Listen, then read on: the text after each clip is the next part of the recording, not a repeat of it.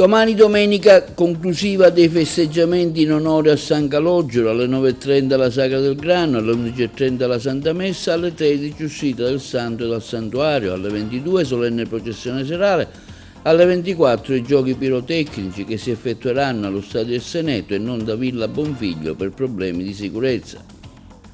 Oggi è anniversario dei bombardamenti su Agrigento avvenuti il 12 luglio del 1943. Inaugurazione di una mostra in memoria all'Archivio di Stato, stasera concerto bandistico al Parco Letterario in onore ai caduti in guerra.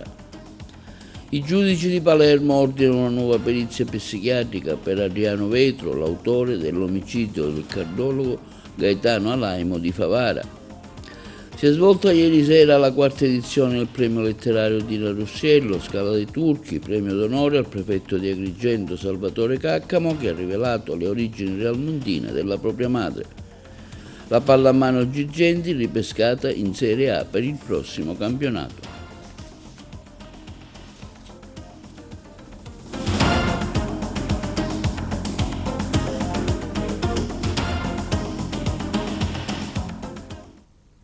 Benvenuti alla nuova edizione di oggi sabato 12 luglio, domani domenica conclusiva della festa in onore a San Calogero con un fitto programma di eventi. Intanto il Comune ha deciso che i giochi pirotecnici non saranno più realizzati a Villa Bonfiglio per via dei tanti problemi di sicurezza che erano sorti, bensì allo Stadio del Seneto di Agrigento.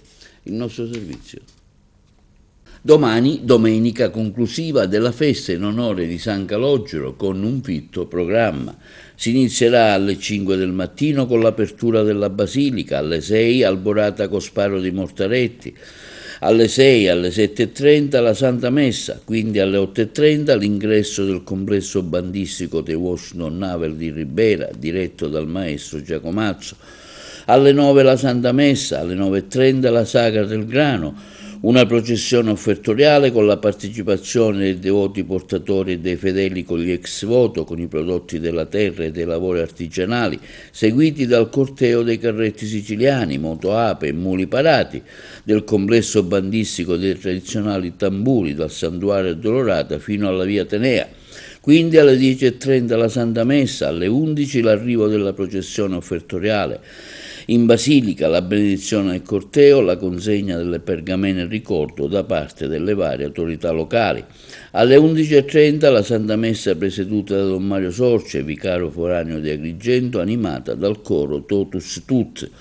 All'1 processione diurna del simulacro del Santo dal Santuario attraverso la via Atenea, piazza Pirandello, via Amendola e via Garibaldi fino al Santuario dell'Addolorata.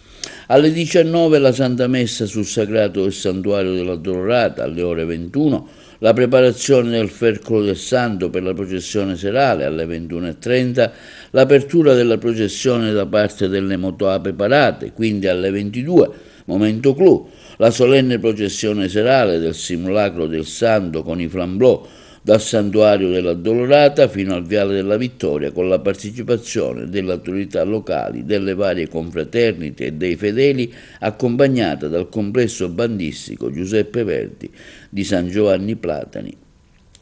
Quindi alle 24 i giochi pirotecnici e rientro in santuario. E a proposito dei giochi pirotecnici, il Comune di Agrigento ha deciso di cambiare il sito per i fuochi d'artificio. In onore al Santo Nero, la maschiata non sarà più realizzata all'interno del parco comunale di Villa Bonfiglio a Valle della Vittoria, ma bensì allo Stadio del Seneto.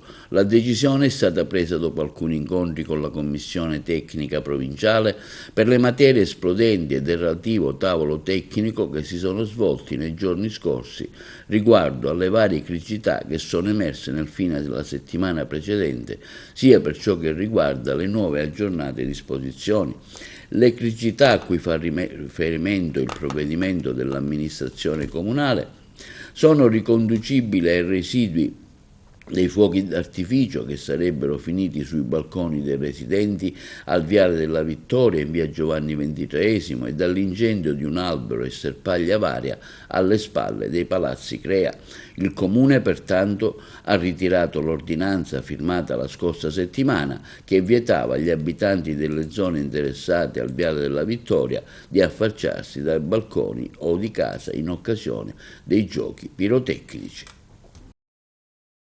E l'Archivio di Stato di Agrigento, in occasione dell'82esimo anniversario dei bombardamenti che colpirono Agrigento, ha inaugurato un nuovo percorso espositivo dal titolo 12 luglio 43, 12 luglio 2025, i bombardamenti su Agrigento in collaborazione con l'Associazione Nazionale Vittime Civili di Agrigento, le vittime di guerra e il Comando Provinciale di Agrigento dei Vigili del Fuoco. Le interviste.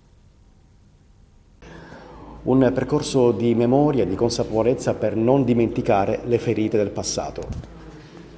Allora, oggi qui all'Archivio di Stato c'è questa bellissima manifestazione di itinerario storico dei documenti storici che hanno colpito, diciamo, la città di Agrigento, a Licata soprattutto, e i territori dell'Agrigentino nel lontano 1943. Siamo all'82esimo anniversario dei bombardamenti e quest'anno abbiamo pensato appunto di rievocare la memoria di quei momenti sia con questa mostra oggi qui appunto all'Archivio di Stato di concerto con il direttore, la dottoressa Rosanna Florio e il comando dei Vigili del Fuoco, e invece domani in piazzale Caos alle ore 19 ci sarà un concerto Inno alla pace e quindi faremo suonare gli strumenti musicali e non le parole per dire basta a questi conflitti che continuano ancora ad investire,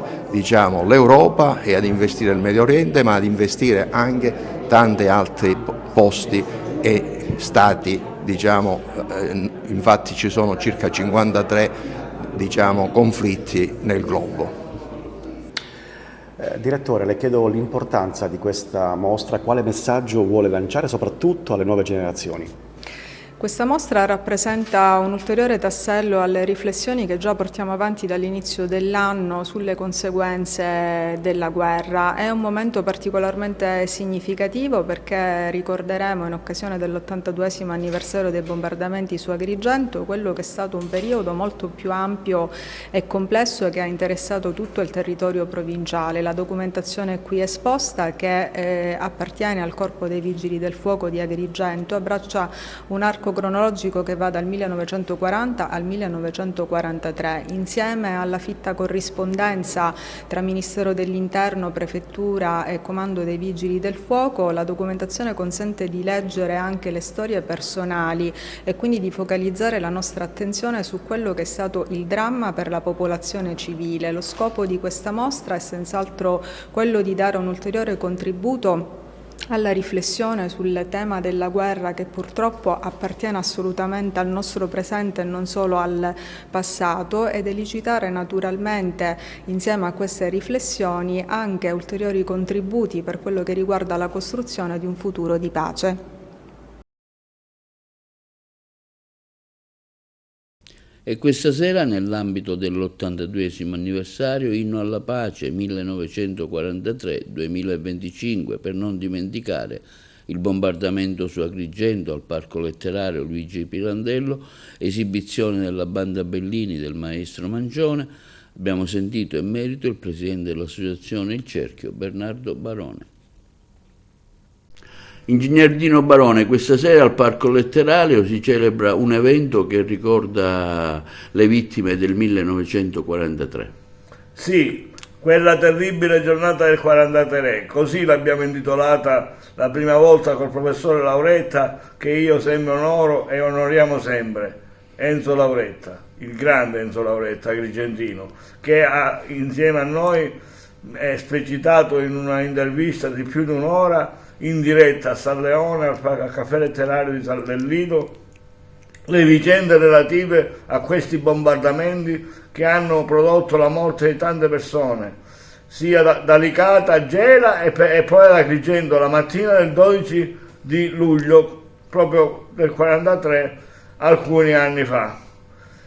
E lì, diciamo, è morto anche mio nonno, il mio omonimo, Barone Bernardo, che io e noi ricordiamo sempre in famiglia, e che questa vicenda ha segnato la storia della nostra famiglia, perché chiaramente è rimasta vedova la moglie, i figli erano giovanissimi, e poi chiaramente nella storia di Agrigento ho segnato il bombardamento, i crolli, i morti e la ricostruzione. Ricordiamoci che nel luglio 43, il 25 luglio, cadeva il fascismo con la grande riunione a Roma del Gran Consiglio. E cosa dire? Oggi ci sarà una celebrazione importantissima alle ore 18:30 sul palco dell'anfiteatro Luigi Pirandello a Piazzale Caos, con un evento, diciamo, fatto dal maestro e dai componenti, sono 40, dell'orchestra di Ioppolo, condotti dal maestro Mangione.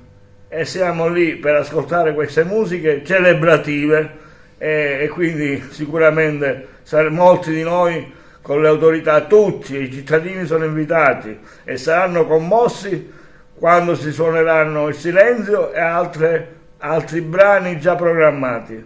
Quindi mi raccomando, speriamo di avervi tutti tante persone, perché ci sono le poltrone, l'ingresso è gratuito, abbiamo anche i posti macchina, quindi abbiamo preparato tutto. Grazie e buona giornata, a più tardi. E la Camera dei Deputati di Roma ha accolto l'ordine del giorno del deputato agrigentino Lillo Pisano, con il cui governo si impegna a valutare di inserire lo scalo aeroportuale di Agrigento nel piano nazionale degli aeroporti. L'ordine del giorno si innesta su un percorso parlamentare già avviato con l'articolo 8 bis del decreto Sud, che reca esplicitamente la previsione per la realizzazione della struttura aeroportuale, di cui il parlamentare Pisano è stato il principale promotore. Aggiungo orgogliosamente unico deputato agrigentino ad avere votato, un ulteriore segno tangibile di un lavoro che porto avanti con determinazione e coerenza, e non mi fermerò, continuerò a battermi con lo stesso spirito di servizio che ha guidato fin dall'inizio questa battaglia. E Salvatore Petrotto, capogruppo dei 4 consiglieri di opposizione al comune di Racalmuto, interviene oggi sulla situazione che si è venuta a creare presso il comune di Racalmuto, affermando: dopo più di un anno arriva finalmente in consiglio la nostra proposta per riparare le rotture delle reti idriche e fognarie. Come ormai risaputo, a Racalmuto si perde acqua ovunque, oltre il 70%, a causa delle molteplici rotture mai riparate. Il prossimo 16 luglio alle ore 19 è stato pertanto convocato il Consiglio Comunale, con all'ordine del giorno quello che suggeriamo dallo scorso anno. Ci riferiamo a una variazione di bilancio che prevede un'anticipazione di somme per effettuare le numerose riparazioni segnalate da più parti e colpevolmente trascurate dall'attuale amministrazione comunale, di cui lo scorso anno si è occupata su nostra sollecitazione persino una rete nazionale. Nel nostro caso si tratta, affermano i consiglieri comunali di opposizione, di un anticipo di 58.000 euro proposto dal capo dell'ufficio tecnico del comune, l'architetto Pietro Calì, il 2 luglio scorso, relativo alla convenzione di AICA, che prevede a partire dal 2021 e rinnovata nel settembre del 2024 che i comuni sono obbligati a sostituirsi ad AICA, anticipando le somme per le riparazioni delle reti idriche e fognarie. Nei giorni scorsi il sindaco Santo Borsellino di Cattolica Eraclea, Giuseppe Vizzì, si sono recati ad Amiens, in Francia, dove sono stati ufficialmente ospitati dal sindaco della città e dal presidente della provincia. La visita si è svolta in un clima di dialogo e collaborazione ed è stata l'occasione per incontrare i vari rappresentanti di altre città europee coinvolti in percorsi di cooperazione culturale e istituzionale. Durante gli incontri sono stati trattati temi fondamentali, tra cui il ruolo dei gemellaggi tra città come strumenti di crescita reciproca, scambio interculturale e promozione della comunicazione tra i giovani. Si è ribadita inoltre la volontà di proseguire e rafforzare questi legami, dando vita a nuovi progetti comuni che pongono al centro la persona, la cultura e i valori della cittadinanza attiva. I giudici della Corte di Appello di Palermo hanno individuato un pool di specialisti che si occuperà di una nuova perizia psichiatrica a carico di Adriano Vetro, il favarese di 49 anni, reo confesso dell'omicidio del cardiologo Gaetano Alaimo, il servizio. I giudici della Corte di Appello di Palermo hanno individuato un pool di specialisti che si occuperà della nuova perizia psichiatrica a carico di Adriano Vetro, il favarese di 49 anni, reo confesso dell'omicidio del cardiologo Gaetano Alaimo, ucciso a 62 anni con un colpo di pistola nel suo ambulatorio di via Bassanesi a Favara. Ne fanno parte il professore Felice Francesco Carabellese, originario di psicopatologia forense nella Scuola di Medicina Legale dell'Università di Bari, il professore Gaetano Vivona, direttore del Dipartimento Salute Mentale di Trapani, la dottoressa Lia Parente, psicologa forense. L'incarico sarà conferito formalmente il prossimo 12 settembre. Vetro, al processo di primo grado, è stato condannato a 22 anni di reclusione dal giudice della Corte di Assise del Tribunale di Agrigento, presieduta da Giuseppe Miceli, gli avvocati difensore Sergio Baldacchino e Raffaele Bonsignore. Dopo una perizia di parte, sostengono come Vetro soffrisse di una patologia che aveva fatto venire meno la sua capacità di intendere e di volere. Ecco perché i magistrati hanno deciso per una seconda perizia al fine di verificare l'eventuale presenza di un vizio di mente. L'imputato, da ricordare, dall'esame seguito da un pool di psichiatri era composto da Osvaldo Azzarelli, Eugenio Aguglia, Maurizio Marguglio, è risultato capace di intendere e di volere al momento dei fatti. Il favarese risponde di omicidio aggravato, detenzione di arma clandestina. L'omicidio risale a novembre del 2022. Il movente sarebbe legato al mancato rilascio di un certificato necessario per il rinnovo della patente di guida. Il 49enne, nel primo pomeriggio del 29 novembre di 3 anni fa, si era presentato al poliambulatorio di Favara, uccidendo con un solo colpo di pistola lo specialista nella sala d'attesa. Avrebbe provato ancora a fare fuoco, ma la pistola si è inceppata. Poi la fuga e l'arresto per mano dei carabinieri di Agrigento e di Favara in una casa di campagna. E la Procura della Repubblica di Agrigento ha chiesto il rinvio a giudizio per Samuel Pio Donzi, 26 anni, per detenzione illecita di arma comunque da sparo e munizioni e detenzione ai fini di spaccio di sostanze stupefacenti. Il giovane era stato arrestato il 26 luglio dell'anno scorso, dopo che la polizia lo aveva trovato in possesso di una pistola calibro 22, 33 cartucce, 3 grammi di cocaina, 28 grammi di marijuana e un bilancino di precisione.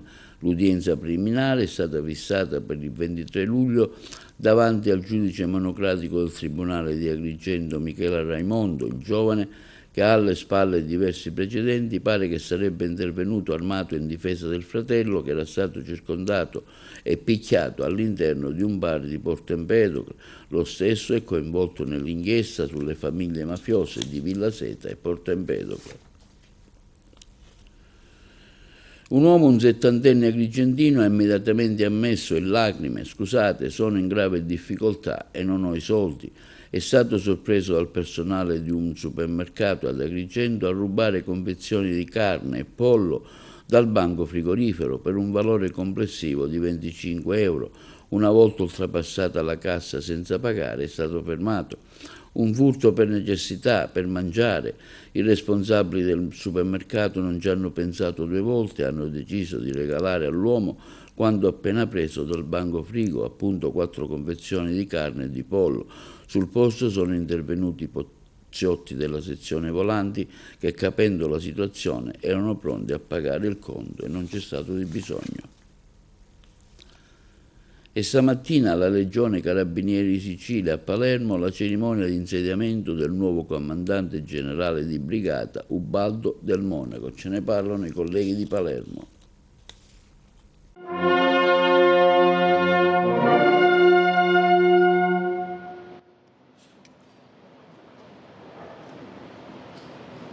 Potete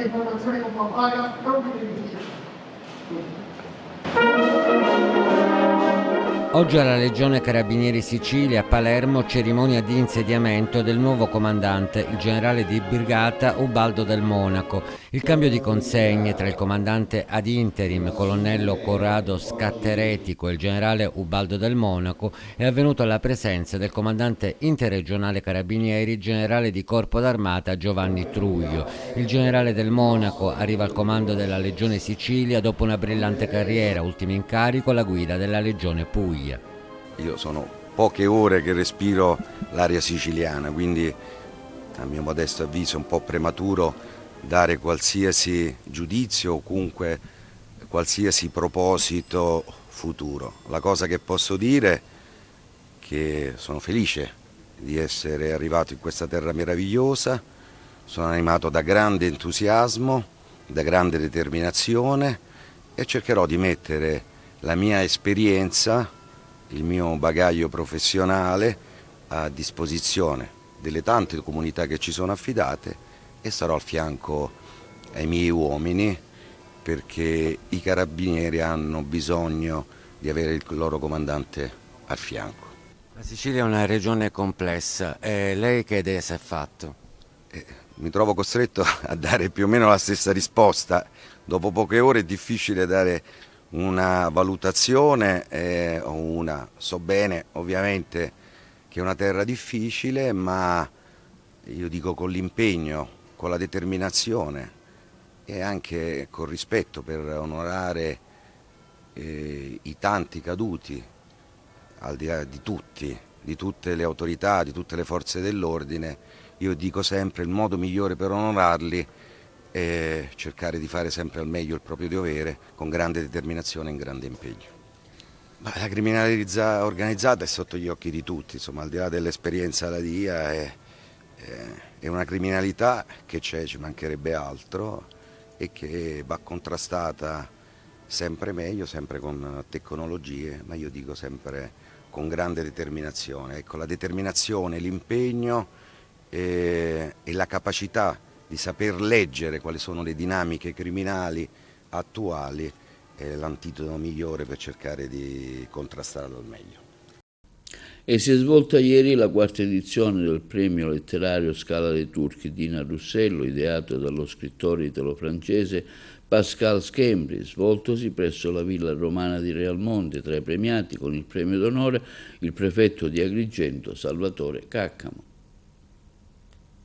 Scala dei Turchi, Dina Russiello. Si è svolta ieri la quarta edizione del premio Scala dei Turchi Dina Russiello, ideato dallo scrittore italo-francese Pascal Schembri, che nel suo intervento ha affermato come lo stesso sia un faro sul talento siciliano e sulla centralità della cultura come forma di resistenza e di rinascita, e dedicato alla figura di Dina, la mia adorata moglie, che tanto amò questa terra. La manifestazione si è svolta nella splendida cornice della Villa Romana con lo sfondo del mare africano e gli antichi mosaici. Il premio si è articolato in diverse sezioni: scrittori emergenti, scrittori affermati, premi alla carriera, un premio speciale alla memoria, un premio d'onore, inframmezzati dall'esibizione musicale del giovane Damiano Tarallo al sax. Per gli emergenti il premio è andato alla giovane Beatrice Gucciardo, scrittrice empedoclina, per il libro Una leggera sottile illusione, a Marco Spada per il libro Fiumi d'inchiostro tra il Piave e l'Isonzo, per la sezione scrittori e poeti affermati a Francesco Bellanti per il libro Il quadro di Stalin, a Gerlando Cilona per il suo scritto Girgenti, Agrigento, ieri, oggi, capitale della cultura 2025, al poeta Sebastiano Valfè, premiato per la raccolta Pagine di vita, a Pino Crapanzano per il libro Antonio Vaccaro, avvocato, sindaco capitano, a Enzo Di Natali per il libro Nanà e le luci di Racalmare, al poeta Alberto Guarneri Cirami per il libro I versi perduti, a Federico Licalzi per la sua edizione del Peso del dubbio, allo scrittore Salvatore Parlagreco per il libro Eschilo, L'enigma dell'aquila assassina, al giovane poeta Giuseppe Iatì di Montallegro, scoperto dalla Casa del Libro pubblicando il suo libro Se le rose parlassero.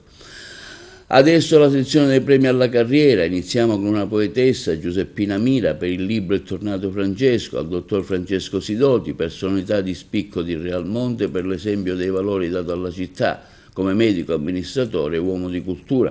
Il premio alla carriera Scala dei Turchi di Dina Russello è andato al giornalista Diego Romeo per il film La notte dei mandorli in fiore. Il premio alla carriera Scala dei Turchi al polemico artista agrigentino Gaetano Aronica. Il premio alla memoria è andato a Enzo Alessi, protagonista per oltre mezzo secolo della vita culturale e artistica siciliana. Un premio speciale è stato consegnato da Pascal Schembri alla giornalista Margherita Trupiano. Il premio d'onore Scala dei Turchi di Dina Russello è andato al prefetto di Agrigento, dottor Salvatore Caccamo, che ha rilevato le sue origini realmontine, visto che la sua mamma era proprio originaria di Realmonte. Il premio è stato consegnato dall'ordinatore Pascal Schembri. Grazie per il calore, per le affettuosità che mi dimostrate in ogni circostanza. Io sono veramente onorato oggi di poter conseguire questo riconoscimento, anche se è un premio onorifico, ma io sono veramente oltremodo onorato di riceverlo, ma nello stesso tempo mi inorgoglisce, ma per tanti motivi. Uno, perché mi viene consegnato da Pascal Schembri, che è stato una di quelle persone molto semplici. Sentivo la semplicità è la caratteristica che secondo me ciascuno di noi deve avere, la semplicità anche nei ruoli che si ricoprono. Pascal, quando l'ho conosciuto, mi ha dato subito questa sensazione di calore, di affetto, io immediatamente ho visto da una parte uno chansonnier, però un grande artista, ma un amico, ma perché lo dico questo? Perché quando mi ha detto che lui era originario di Realmonte, io vi devo confessare che ho un legame con la città di Realmonte. Io in questi luoghi venivo da ragazzino proprio perché la mamma mia era nativa di Realmonte, quindi io ho un legame affettivo che mi lega a questo territorio. E quindi, ritornando alla sua domanda, noi siamo qui per il nostro compito è proprio quello di servire il territorio, di stare accanto alle comunità. Lei ha detto creare un'unione tra le istituzioni e il cittadino. Penso che il ruolo che noi svolgiamo tutti, io come prefetto, i rappresentanti delle forze di polizia, ma poi tutta la società civile, tutti insieme, siamo accomunati da questo obiettivo che ci vede lavorare in simbiosi, proprio perché ci teniamo perché il cittadino possa vivere con serenità i propri luoghi, possa essere scevro da quello che veniva riferito anche dal comandante provinciale dei Carabinieri, da tutto ciò che costituisce grigiume in questo territorio. Non appartiene a tante persone della provincia di Agrigento. Qui c'è tanta bellezza, c'è tanta umanità, ci sono tante persone che si vogliono spendere per questo territorio, quindi c'è tanta eccellenza in questo territorio e quindi siamo tutti noi onorati e soprattutto onerati a dover svolgere questo compito di garantire sicurezza, di garantire una serenità nel vivere quotidiano, ma in modo particolare fare sì che le collettività vedano nelle istituzioni un punto di riferimento. Questo è il nostro compito, cerchiamo di farlo tutti i giorni, lo facciamo in silenzio, lo facciamo senza tanti clamori, però lo facciamo perché ci crediamo in quello che sono i nostri cuori. Linea alla regia per la pubblicità. E al Policlinico di Messina, protesi all'anca e al ginocchio cucite con l'apporto di un robot, i colleghi di Messina. Si chiama Mako ed è il nuovo robot ortopedico in dotazione all'UOC di ortopedia dell'azienda ospedaliera universitaria Martino di Messina. Una tecnologia che consente di posizionare protesi all'anca e al ginocchio in modo estremamente accurato e preciso. Sono stati eseguiti ieri con successo gli interventi programmati sui primi 3 pazienti. In un caso, 77 anni, per una protesi di ginocchio, in un altro 65 anni per una protesi d'anca, mentre un paziente di 55 anni è stato operato per l'inserimento di una protesi femoro-rotulea. Grazie al robot, infatti, già in fase preoperatoria, è possibile pianificare l'intervento in modo tridimensionale, così da intervenire in fase di operazione con tagli ossei molto precisi e con possibilità di correzioni submillimetriche. L'intervento può essere definito tailored, cioè cucito in maniera sartoriale sull'anatomia del paziente. L'acquisizione del MACO, afferma il direttore generale Giulio Santonocito, rientra in un progetto ampio di sviluppo dell'ortopedia ospedaliera dell'azienda ospedaliera universitaria Martino, un percorso complesso che punta all'affinamento di metodiche operatorie, alla riorganizzazione dei processi assistenziali tempo-dipendenti, all'ampliamento dei posti letto disponibili e all'acquisizione di tecnologie all'avanguardia. L'altro tassello è la sperimentazione di nuovi modelli gestionali quali l'ortogeriatria e la riabilitazione ortopedica in continuità assistenziale con il reparto di acuzie, per un trattamento che, attraverso una filiera attentamente progettata, sia in grado di offrire un continuum assistenziale, diagnostico, chirurgico, clinico e riabilitativo, finalizzato al recupero funzionale pieno per i pazienti. L'esperienza della protesica di ginocchio, spiega il direttore di ortopedia Danilo Leonetti, ci ha insegnato che a fronte di risultati radiografici e di sopravvivenza eccellenti, circa il 20% dei pazienti gestiti con gli approcci tradizionali riferisce insoddisfazione. Lo studio delle anatomie individuali ha messo in luce infatti come il posizionamento tradizionale delle componenti protesiche rispetti l'anatomia costituzionale solo nel 13% circa dei pazienti. Grazie al robot invece siamo in grado di agire con una protesizzazione quanto più possibile rispettosa dell'anatomia del paziente. MACO consente un posizionamento accurato delle protesi, offre un migliore bilanciamento dei tessuti molli intorno ai dispositivi inseriti e ciò fa sì che il paziente percepisca una sensazione più naturale nel movimento dell'articolazione operata. Inoltre l'opportunità di rispettare in modo peculiare l'anatomia individuale determina una riduzione delle infiammazioni locali e un minore dolore post-operatorio, con un abbattimento della durata media del ricovero.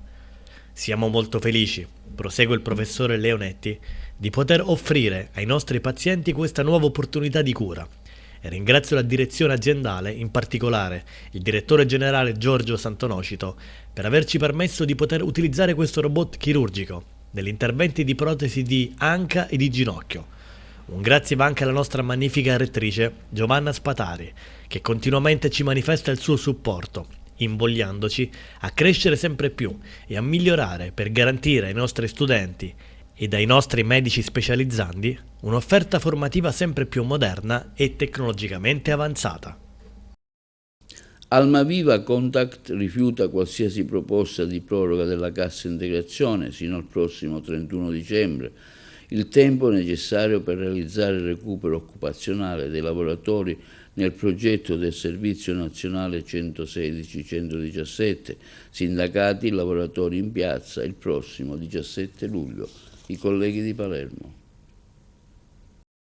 In occasione dell'incontro presso il Ministero del Lavoro e delle Politiche Sociali dello scorso 7 luglio, relativo alla fase amministrativa della procedura di licenziamento collettivo, i sindacati hanno dovuto registrare un sostanziale passo indietro, vista la posizione intransigente di Almaviva Contact, che rifiuta qualsiasi proposta di proroga della cassa integrazione sino al 31/12/2025, il tempo strettamente necessario per realizzare il recupero occupazionale dei lavoratori nel progetto del Servizio Nazionale 116-117 gestito dal Ministero della Sanità e dalla Regione Siciliana e l'implementazione di una ulteriore opportunità occupazionale relativa alla digitalizzazione degli archivi regionali con l'utilizzo di risorse finanziarie in capo al PNRR e al Dipartimento delle Infrastrutture Digitali.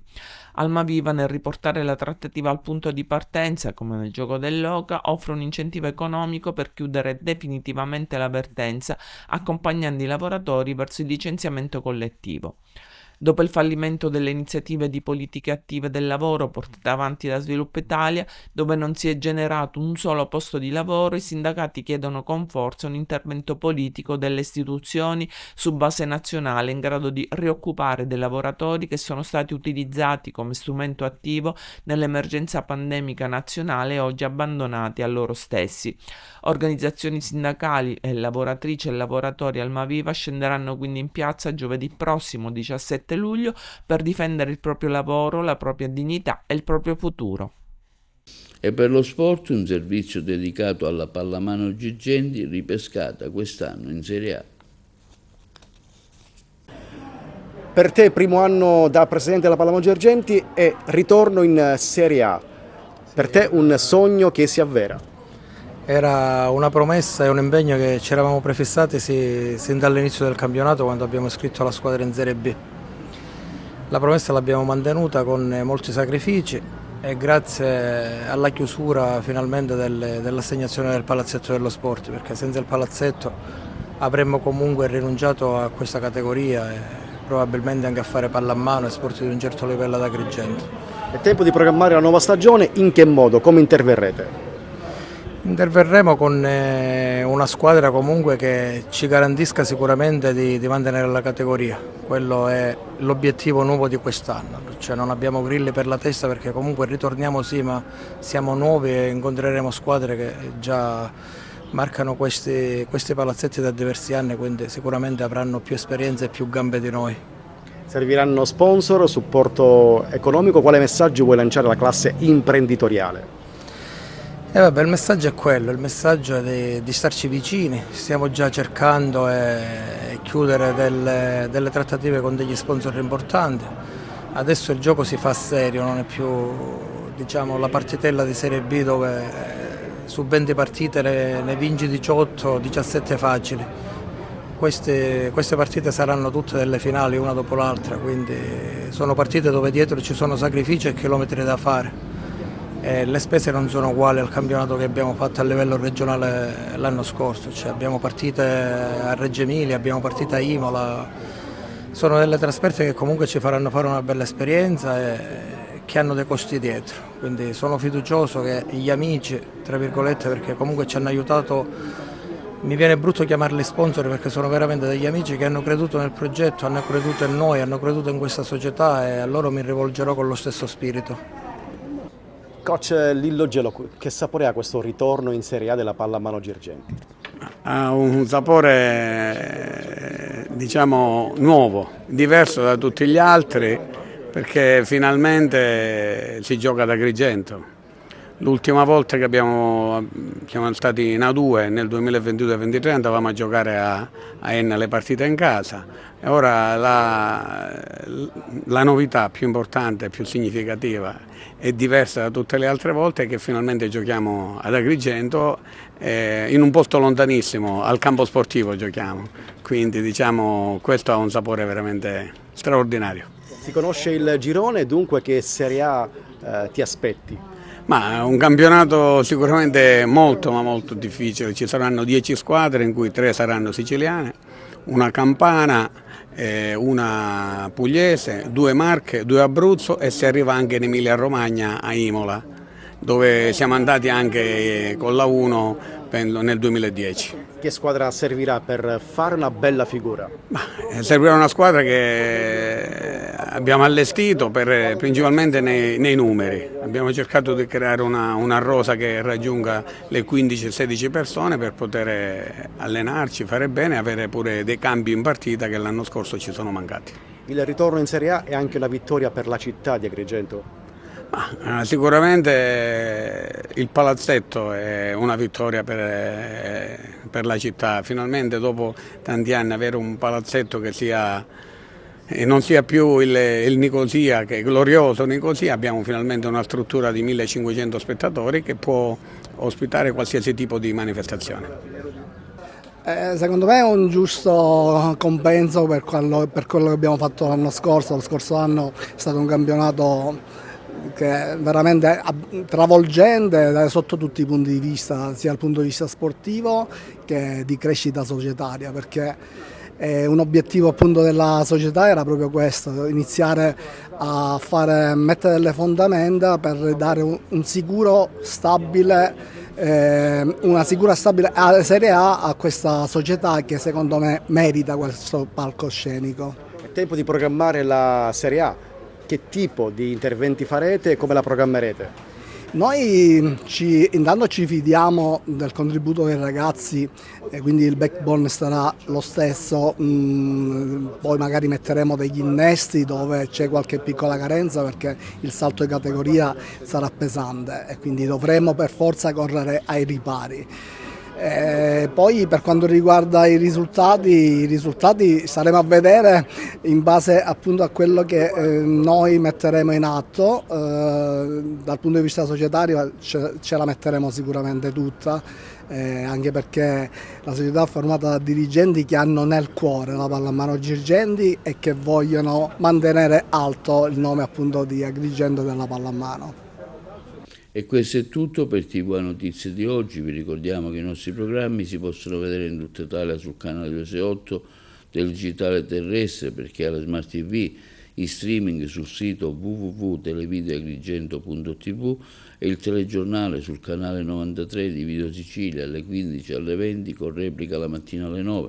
Inoltre i nostri servizi si possono visionare sul canale YouTube di TVA Televideo Agrigento. E questo è tutto per l'edizione di oggi e vi auguriamo un buon fine settimana.